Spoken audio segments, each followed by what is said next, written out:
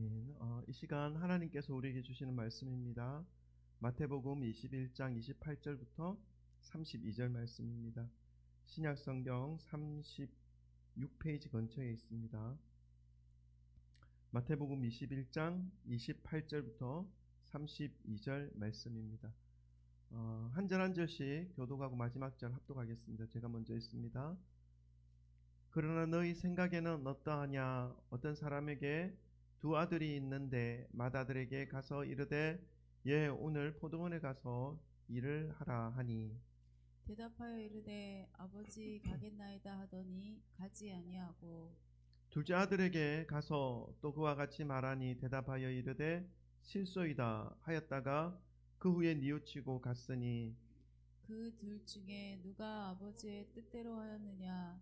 이르되 둘째 아들이니이다. 예수께서 그들에게 이르시되 내가 진실로 너희에게 이르노니 세리들과 창녀들이 너희보다 먼저 하나님의 나라에 다 들어가리라. 같이 읽습니다. 요한이 의의 도로 너희에게 왔거늘 너희는 그를 믿지 아니하였으되 세리와 창녀는 믿었으니 너희는 이것을 보고도 끝내 뉘우쳐 믿지 아니하였도다. 아멘. 할렐루야. 아멘. 주 예수 그리스도 이름을 찬양합니다. 벌써 5월의 달, 이 가정의 달, 이 5월도 마지막 주일을 맞이하게 되었네요. 이 5월을 맞이해서 우리가 가정의 의미를 말씀 안에서 좀 살펴보는 시간을 가졌고요. 또 믿음 안에서 허락되어진 이 믿음의 가족인 이 교회 공동체의 모금에 대해서도 우리 말씀 안에서 좀 살펴보는 그런 시간을 가진 것이 있습니다. 기억나지 않으시면 홈페이지에 설교문이 그대로 수록되어 있고 또 유튜브 성진교회 채널에도 설교 영상이 업로드되어 있으니까 한 번씩 시간 나실 때 들으시면서 믿음의 길을 바르게 걸어가시기를 소망합니다. 우리 오늘도 말씀 듣기 전에 우리 앞뒤 좌우에 계신 분들과 사랑 고백, 믿음의 가족들이죠. 우리 인사 나누고 말씀을 받도록 하겠습니다. 돌아보시면서 사랑합니다. 축복합니다. 잘 오셨습니다. 할렐루야. 할렐루야. 아멘. 사랑합니다. 축복합니다. 잘 오셨습니다. 할렐루야. 아멘. 아멘. 네, 감사합니다.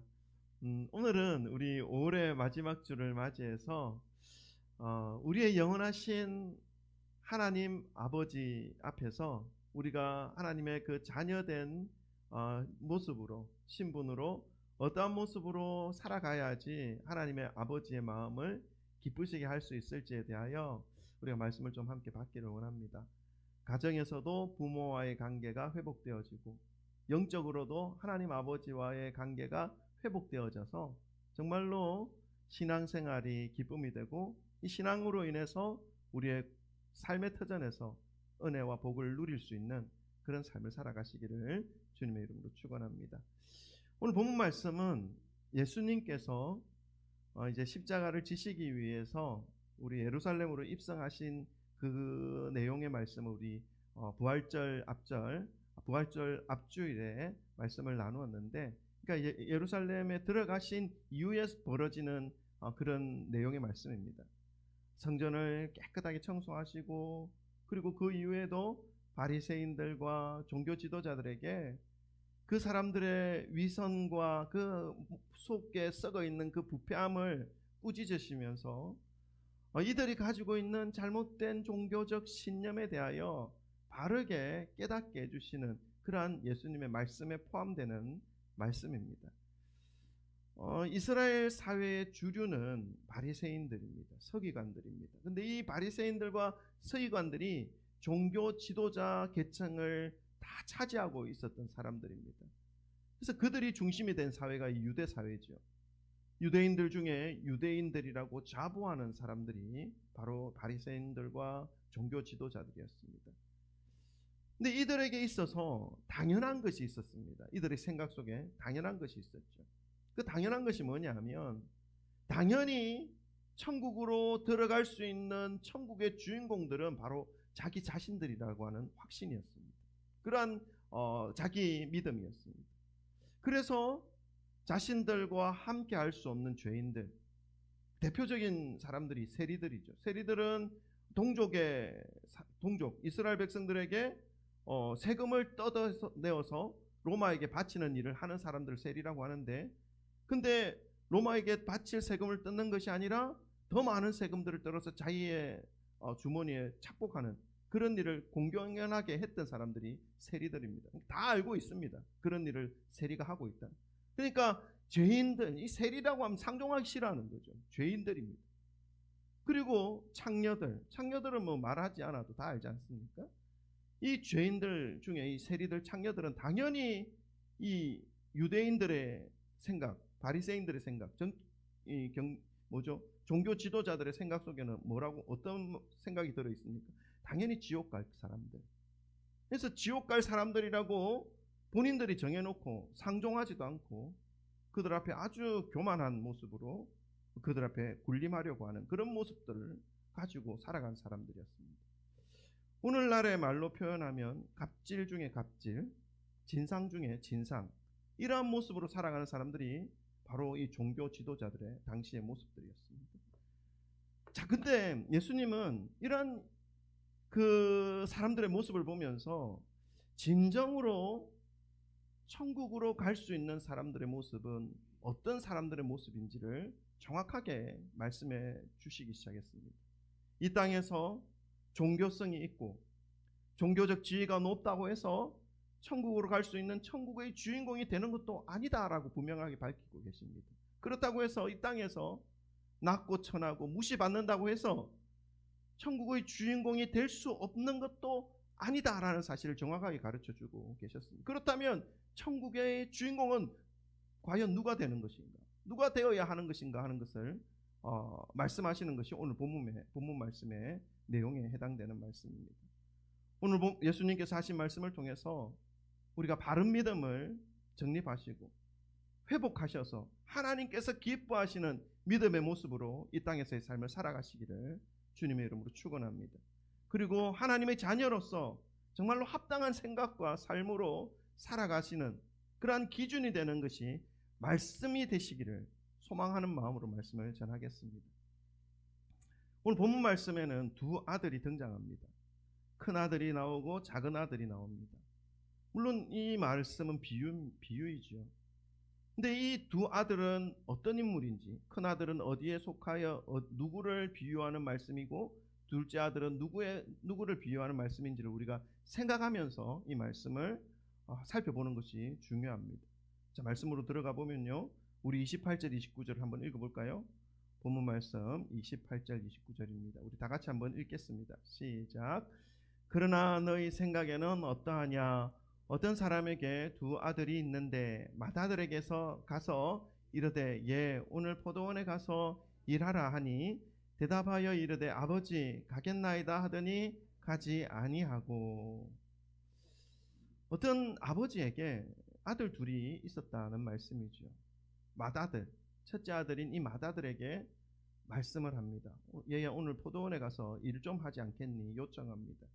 근데 이 말씀, 아버지의 말씀을 들은 이 맏아들은 네 아버지 제가 가겠습니다 라고 잘 받아서 순종하는 것처럼 대답합니다.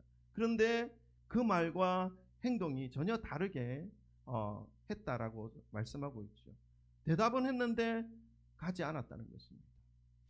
이 첫째 아들은 왜 아버지께 가겠습니다 라고 말은 해놓고 정작 가지 않았을까요? 그런 말과 행동이 전혀 다른 것을 우리가 볼 수 있습니다.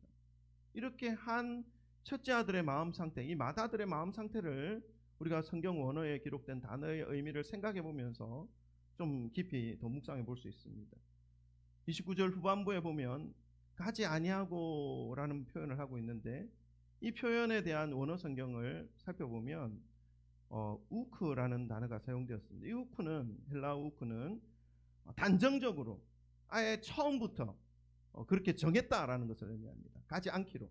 그런 의미가 들어있는 것이 우크입니다. 자, 그래서 이 단어들을 해석하면서 생각하면 이 맏아들의 마음은 말할 때부터 이미 벌써 가지 않기로 결단하고 그렇게 말을 했다라는 것을 알 수가 있습니다. 순종하려고 하는 마음이 처음부터 없었다는 것이죠. 겉으로는 순종하는 것처럼 말하고 살아가고 있지만 결코 순종하려는 마음이 없었던 것을 표현하고 있습니다. 이 마다들의 마음속에 순종할 마음이 전혀 없었던 것이 왜 전혀 없었을까요? 순종할 이유를 발견하지 못했다는 것입니다. 아버지의 말씀에 순종하는 것이 자신에게 어떤 유익이 올지를 찾아내지 못했다는 것입니다. 그 아버지의 말씀에 순종함으로 인해서 자기에게 떨어지는 그 유익이 무엇인지를 발견하지 못했을 뿐만 아니라 관심을 가지고 있지 않았기 때문에 말은 그렇게 했지만 아예 말할 때부터 그 마음은 없었다라는 것을 알 수가 있는 것이죠. 이것은 여러분 신앙생활을 하면서도 영적인 축복에 대한 이 마음과 믿음이 없는 모습을 표현하는 이 마다들의 모습입니다. 우리가 신앙생활 할 때 눈에 보이는 어떤 복과 눈에 보이는 이익은 너무나 빠르게 추구하려고 하는 그런 습성들이 연약함이죠. 그것도 그런 모습들이 우리 모두에게 있습니다. 그러나 정작 보이지 않는 은혜, 보이지 않는 축복, 내 마음속에 평안이 넘쳐나고 나의 삶이 어떤 상황 속에 있다 할지라도 두려움 없이 하나님 앞에 의지하면서 살아갈 수 있는 이 은혜와 복에 대해서는 그렇게 크게 관심을 가지지 않는 그런 모양을 하고 있는 우리의 모습은 없는지 우리가 한번 살펴보아야 하는 것이죠. 이 첫째 아들의 모습을 묵상하면서 말입니다.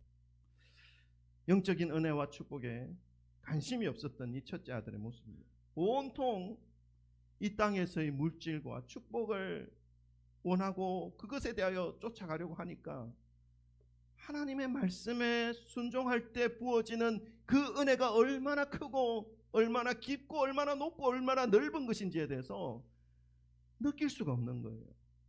경험할 수가 없는 거예요. 깨달을 수가 없는 거예요. 그러니까 말은 믿는 것처럼 하는데 행동은 전혀 믿음과 상관없는 모습으로 살아가는 그러한 모습을 할 때가 있습니다. 이 첫째 아들의 모습이 바로 그러한 모양이었던 것입니다. 그런데 이러한 모습이 바로 이 땅에서의 모든 것을 손에 움켜쥐고 살아가고 있지만 종교성으로 철저히 자신을 가리고 있는 이 제사장들과 바리새인들, 유대인들의 모습이 바로 그러한 모습이었다는 것을 예수님은 정확하게 가르쳐주고 있습니다.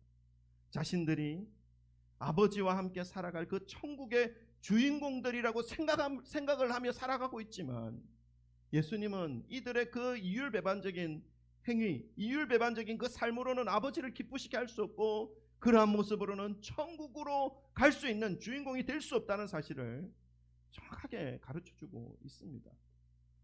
예수님께서는 이 두 아들의 비유를 통해서 자신들의 완악함에 대하여 말씀을 듣고는 있지만 그 마음을 돌이키지 않으려고 하고 있고 오히려 더욱 굳은 심령으로 더 악한 마음을 품기 시작하는 이 종교 지도자들, 이 유대인들의 심리를 명확하게 비유의 말씀으로 지적하고 있는 것이죠.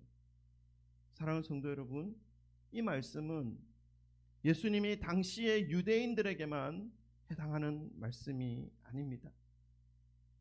입술로는 믿음을 말하면서도 순종과는 거리가 먼 그러한 삶을 살아가는 오늘날의 그리스도인들에게도 동일하게 하시는 말씀입니다.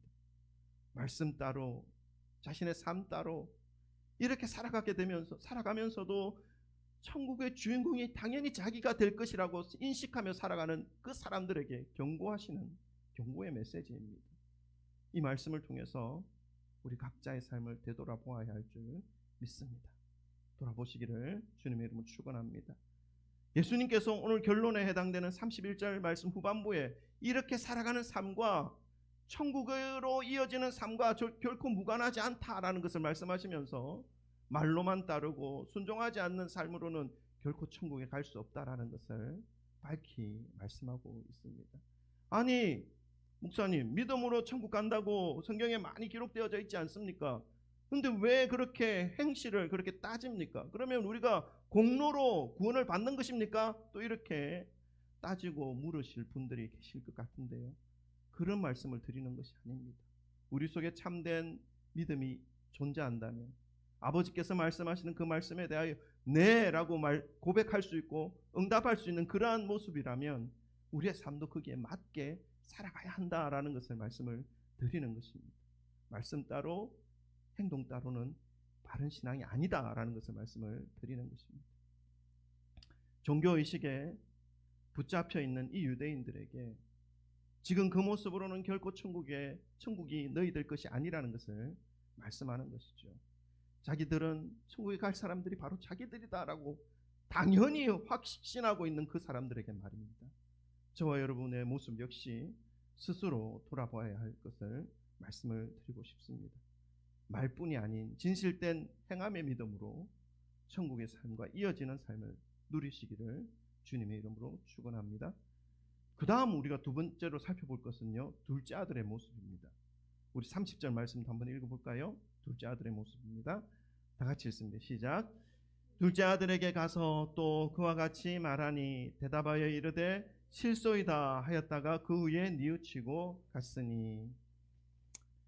이 둘째 아들, 이 아버지는 이 둘째 아들에게도 이 첫째 맏아들에게 했던 요청을 똑같이 합니다. 얘야, 오늘 포도원에 가서 일 좀 하고 할 수 있겠니? 라고 요청하죠. 둘째 아들은 아버지에게 단호하게 싫습니다. 싫어요. 우리 애들이 좀 잘 아는데 싫어요 하면서 그래도 딱 구스리면 또 합니다. 어쨌든 싫어요 합니다. 단호하게 말하죠. 사실은 이 첫째 아들의 모습이나 둘째 아들의 모습이나 동일하게 아버지를 기쁘게 하는 모습은 아닙니다. 첫째 아들은 겉과 속이 다른 모습으로 아버지의 말씀을 가볍게 생각하고 간다고 해놓고 가지 않았죠. 그런 불순종하고 아버지를 속이는 것으로 인해서 아버지를 기쁘게 하지 못했습니다. 이 둘째 아들도 아버지의 말씀에 바로 순종하는 모습을 보이지 않습니다. 이것 역시 아버지의 마음을 아프게 하는 모습이죠. 그렇지만 이 둘째 아들은 그렇게 대답하고 난 이후에 어떤 연유가 그 마음속에서 변화가 일어났는지는 모르겠지만 중요한 변화를 보입니다. 30절 후반부에 보시면 그 후에 뉘우치고 갔으니 라고 표현합니다. 이제 둘째 아들의 입장에서 우리가 좀 생각해 볼 수 있는 부분이죠. 뭐 짧게 한 줄에 이렇게 기록되어져 있긴 하지만 둘째 아들의 그 마음이 어떤 일이 있었기에 이렇게 뉘우치고 갔다라고 하는 그런 표현을 썼을까요? 아버지의 말씀에 거부한 불순종한 자신의 잘못을 그 사이에 깨달았다는 것입니다. 느꼈다는 것입니다. 그리고 뉘우쳤다는 것입니다. 그리고 돌이켜서 아버지의 말씀에 맞게 순종하였다는 것을 말씀하고 있죠. 싫어요, 안 갈 거예요 말은 했지만 그 이후에 자신의 마음속에서 일어나는 아버지에 대한 그 생각 때문에 스스로 고치고 그 안 가겠다고 하는 그 말과 같지 않고 아버지의 말씀에 순종했다라는 것을 알 수가 있습니다. 여기서 우리가 회개한다라는 의미가 무엇인지를 우리가 좀 깊이 정확하게 인식하고 깨달을 필요가 있습니다. 우리가 신앙생활을 하면서 하나님의 말씀에 따르지 않고 자신의 생각과 고집대로 살아가면서 여러 가지 많은 일들을 겪지 않습니까? 그러면서 어떻게 합니까? 내가 이렇게 살면 안 되는구나 하는 것을 가끔 깨달을 때가 있습니다. 그때 하나님께서 이런 설교 말씀을 통해서나 설교 말씀의 시간을 통해서나 또 다른 어떤 말씀 시간을 통해서 자신이 했던 그 불순종의 그 행실에 대하여 잘못되어진 것이라고 확인시켜 주실 때가 있습니다. 확정시켜 주실 때가 있습니다. 그때 우리는 어떻게 합니까? 회개라는 것을 합니다. 내가 잘못했구나. 내가 하나님께 이런 부분들에 대해서 하면 안 되는 것이었구나 하는 것을 깨달을 때가 있습니다. 근데 이 회개는요, 단순히 잘못을 깨닫는 것, 우리의 잘못을 뉘우치는 것에 끝나서는 안 된다는 것을 오늘 이 둘째 아들의 모습을 통해서 우리에게 가르쳐 주고 있습니다. 이 회개라는 것은 깨닫고 뉘우칠 뿐만 아니라 한 단계가 더 있습니다. 그것은 가던 길을 돌이키는 것. 그 후에 뉘우치고 갔으니 어디로 갔다는 겁니까? 포도원으로 갔다. 아버지의 말씀하신 그 말씀대로 뉘우치고 자기가 원하던 길로 가는 것이 아니라 180도 돌아서서 아버지가 원하던 길로 갔다. 이것을 의미하는 것입니다. 이것이 회개입니다. 가던 길을 돌이키는 것. 잘못된 길에서 되돌아오는 것. 뉘우치고 깨닫고 잘못된 것을 인식하고 여기에서 멈춰서는 안 된다. 행위가 이어져야 한다라는 것을 말씀하고 있는 것입니다. 이것이 회개입니다. 행동의 변화까지 포함된 의미를 가지고 있다는 것을 말씀하고 있습니다. 그러니까 이 둘째 아들은 아버지께서 말씀하신 것을 거부한 자신의 마음과 모습에 대하여 진심으로 뉘우쳤다는 것을 말씀하고 있는 것이죠.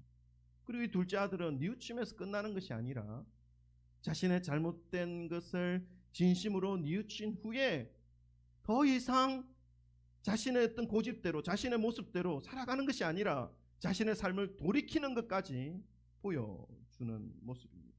이것이 진정한 회개입니다. 회개와 함께 일어나는 이 둘째 아들의 내면의 상태를 우리가 묵상할 수가 있습니다. 생각해 볼 수가 있습니다. 아버지의 요청에 싫습니다.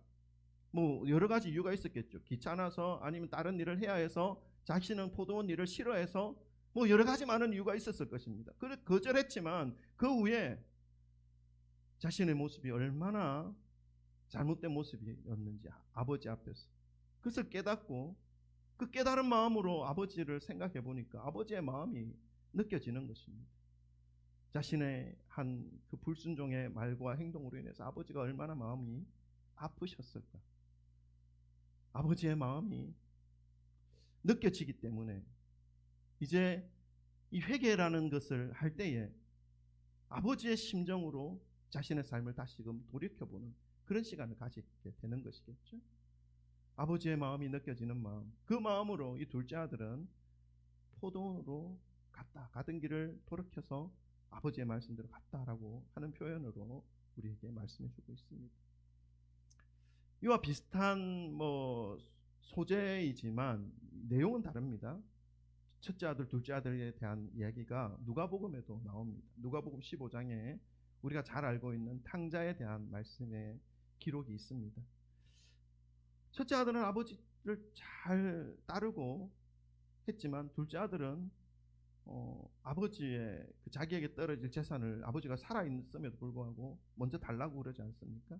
그래서 그 아버지의 재산을 먼저 받아서 아버지가 오지 못하는 곳까지 멀리 가서 지 마음대로 살았습니다. 그러다가 어떤 일이 벌어집니까? 그 돈이 점점 더 다 소진되고 이제 아버지의 마음을 느끼는 그 둘째 아들의 모습을 표현한 말씀이 있습니다.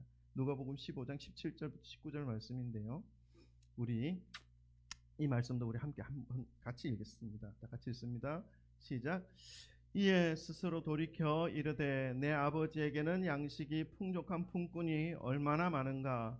나는 여기서 줄여 죽는구나.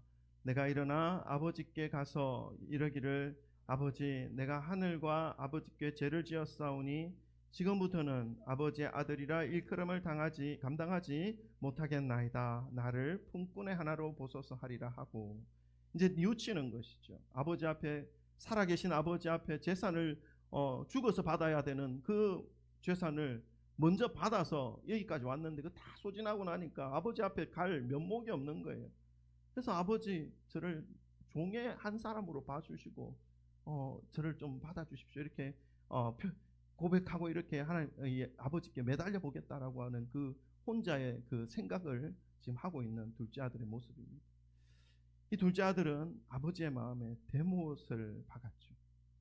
대못을 박는 그 인생을 살았지만 자신의 뜻대로, 자신의 욕심대로 살아가는 이 삶의 결말이 얼마나 비참한 삶인지를 경험하게 됩니다. 그 속에서 비로소 아버지의 마음을 돌아보는 모습을 보여주고 있습니다. 18절 말씀에 보니까 내가 하늘과 아버지께 죄를 지었사오니 라는 표현합니다. 자신을 돌아보면서 느꼈을 아버지의 마음을 이제 헤아리기 시작하는 모습입니다.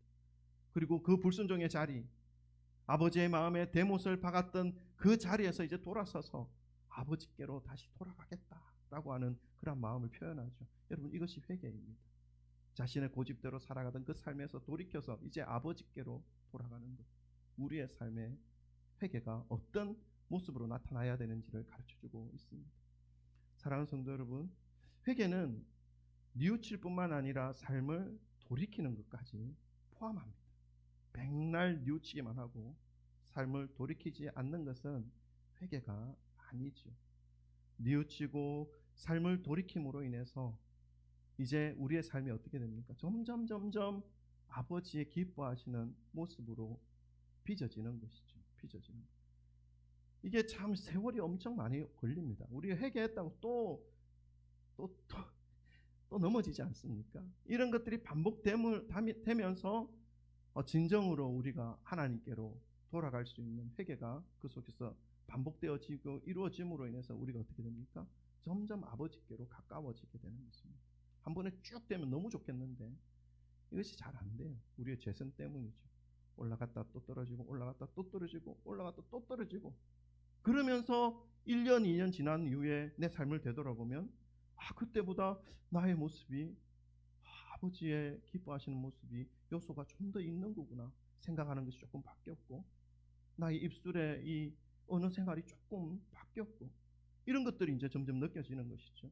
근데 회개가 없다면 점점 아래로 떨어집니다. 하나님과 점점 멀어지는 것이죠. 회개에는 진정으로 삶의 변화가 있다. 삶의 변화를 같이 포함하고 있다는 것을 가르쳐주고 있는 것입니다. 여러분, 하나님 아버지의 마음을 기억하시면서 나의 삶을 주님의 마음으로 살펴보시기를 바랍니다. 그 속에서 내가 고쳐야 할 것이 무엇인지를 느껴지시면 이게 우리의 이제 심령으로부터 우리의 행실까지 돌아서는 그러한 시간을 가지시기를 주님의 이름으로 축원합니다. 바라는 것은 아버지의 마음을 헤아려서 온전한 회개의 모습으로 변화된 이 둘째 아들과 같은 이러한 회개가 우리 모든 성도님들의 삶에서 이루어지시기를 주님의 이름으로 축원합니다. 그 삶이 천국으로 이어지는 삶이 되어진다는 것을 말씀합니다. 예수님은 이 두 아들의 비유에 대한 말씀을 마무리하시면서 천국으로 이어지는 삶이 어떤 삶인지 결론 지어 주십니다. 31절과 32절을 우리 한번 읽을까요? 다 같이 읽습니다. 시작. 그들 중에 누가 아버지의 뜻대로 하였느냐 이르되 둘째 아들이니이다. 예수께서 그들에게 이르시되 내가 진실로 너희에게 이르노니 세리들과 창녀들이 너희보다 먼저 하나님의 나라에 들어가리라. 요한이 의의 도로 너희에게 왔거늘 너희는 그를 믿지 아니하였으되 세리와 창녀는 믿었으며 너희는 이것을 보고도 끝내 뉘우쳐 믿지 아니하였도다. 아멘. 여기서 말씀하시는 너희들을 예수님이 말씀하시죠. 너희들. 이것은 지금 자신의 어떤 종교성으로 포장하고 당연히 천국의 주인공이 자신들이 될 것이라고 생각하면서 살아가는 종교 지도자들을 의미합니다. 그들에게 너희가 그런 모습으로 천국에 들어가는 것이 아니라 세리와 창녀들이 먼저 너희들보다 먼저 천국의 주인공이 될 것이다 라고 예수님께서 말씀하시죠. 왜요? 행동의 변화, 의의 변화가 일어나는 진정한 회개가 그들에게는 나타났고 너희들에게는 의가 나타났음에도 불구하고 마음을 더욱더 강하게 강팍하게 꼭꼭 잠그어서 그 진리를 받아들이지 않고 오히려 더 자신의 삶을 고집을 피우는 너희들의 모습은 천국으로 이어질 가능성이 점점 멀어지고 있다라는 것을 말씀하고 있는 것이죠. 세례 요한을 예수님보다 먼저 6개월 앞서 보내셔서 회개의 말씀과 하나님의 아들이 이제 곧 오십니다라고 하는 메시아에 대한 예언을 먼저 선포하게 하셨죠. 그런데 이 바리새인들이 죄인으로 취급하고 마치 짐승처럼 개처럼 취급하는 이 세리와 창녀들은 이 세례 요한의 말씀을 통해서 하나님의 말씀 앞에 진실된 마음으로 회개하고 돌이켜서 예수님 앞으로 나왔습니다. 그러나 교만한 바리새인들은, 종교 지도자들은 세례 요한을 통한 하나님의 말씀을 듣고도 회개하기는커녕 믿지도 않았고 자신의 삶을 돌이키지도 않고 오히려 그를 멀리하고 핍박하는 그런 모양으로 나타났던 것을 말씀하고 있습니다. 예수님은 오늘 두 아들의 말씀을 마무리하시면서 세리와 창녀들이 유대인들보다 먼저 하나님 나라에 들어갈 주인공이 될 것이다 라고 말씀합니다. 이것은 회개가 이루어진 사람들을 의미하는 것입니다. 이 말씀은 유대인들은 지옥 갈 것이다 라는 말씀이 아닙니다.